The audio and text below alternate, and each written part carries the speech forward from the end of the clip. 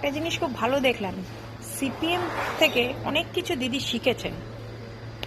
For example, রাতের অন্ধকারে rape murder করে দাও আর সকালে সেটার জন্য জাস্টিসের জন্য নাস্তায় নেবে পড়ো।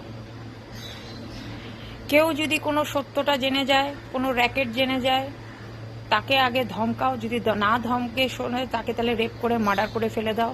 আর সকালবেলা এমনভাবে অ্যানাউন্স করো। এরকম রেপ তো হাই দিন হতে থাকে। তাপসী মালিকের কেসটা মনে আছে, যেটাতে দিদি ধর্ণা দিয়েছিলেন।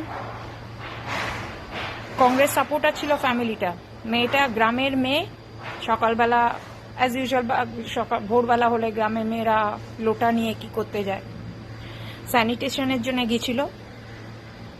7-8 জন মিলে রেপ করলো, গলা টিপে মার্ডার করলো, গর্ত করলো, পেয়ারার ডাল ফাল যত কিছু আশেপাশে গাছের ডাল ছিল সেগুলো দিয়ে চাপা দেওয়া হলো, চাপা দিয়ে ওখানে কেরোসিন তেল ঢালি জ্বালিয়ে দেওয়া হলো।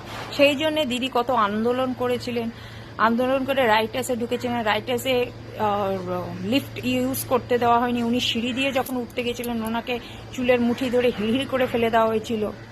তা দিদি, তা আপনার ওই অনেস্টি দেখেই তো আমরা ইমপ্রেসড হয়েছিলাম। তা আপনার এখন ওই অনেস্টিটা আজকে টোটাল সিপিএম এর, আপনি তো লেডি জ্যোতি বসু হয়ে গেছেন। লেডি জ্যোতি বসু আমরা অ্যাকসেপ্ট করবো না, সরি। আপনাকে আর আমরা চাই না।